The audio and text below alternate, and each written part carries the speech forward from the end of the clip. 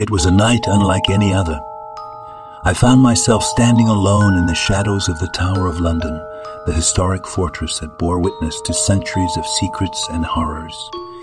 My breath hung in the cold London air, each misty exhale a testament to the eerie silence that surrounded me. I had always been drawn to the tower's ominous presence, the way it loomed over the city like a sinister guardian of ancient mysteries.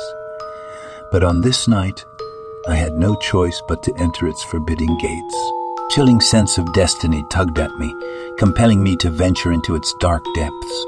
As I stepped through the entrance, the heavy wooden doors creaked ominously, as if protesting my intrusion. My footsteps echoed through the narrow passageway, a haunting symphony of solitude that seemed to seep into my bones. Flickering torchlight danced on the stone walls, casting eerie, shifting shadows that played tricks on my senses.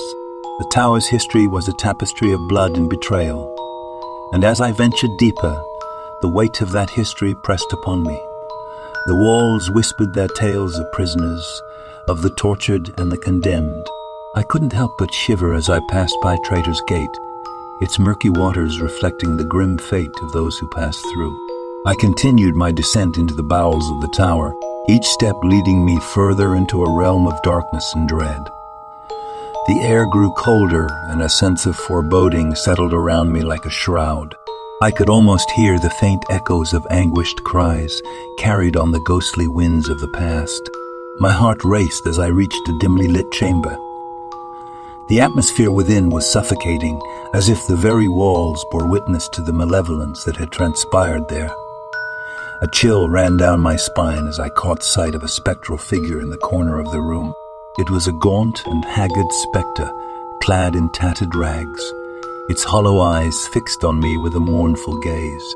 I tried to speak, to ask who this tormented soul might be, but my words faltered in my throat. The ghostly figure approached slowly, its footsteps a soft whisper on the stone floor. It extended a bony hand towards me, and as I reached out to touch it, a rush of frigid despair coursed through me. I suddenly found myself in a different era, a time when the tower was not a tourist attraction but a chamber of horrors.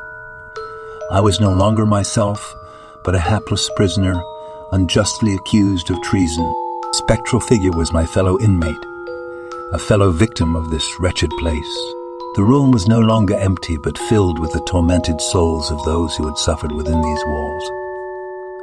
I could hear their wails of anguish, feel their agony etched into the very stones. I was trapped in a nightmarish limbo, reliving the horrors of the tower's past. Time lost all meaning as I wandered through this nightmare, my own voice joining the chorus of the damned. The spectre that had first appeared guided me through the torment, a silent witness to the atrocities that had transpired here. As dawn approached, the spectral figure led me back to the chamber where I had first encountered it. The room was empty now, the otherworldly apparitions gone. I was once again alone in the oppressive silence of the Tower of London. I stumbled out of the tower, shaken to my core, the weight of its dark history still clinging to me. I had glimpsed the horrors of the past, the anguished spirits that could never find rest. The tower held its secrets, and I had become a part of its chilling tale. To this day, I cannot forget the haunting night within the tower's walls.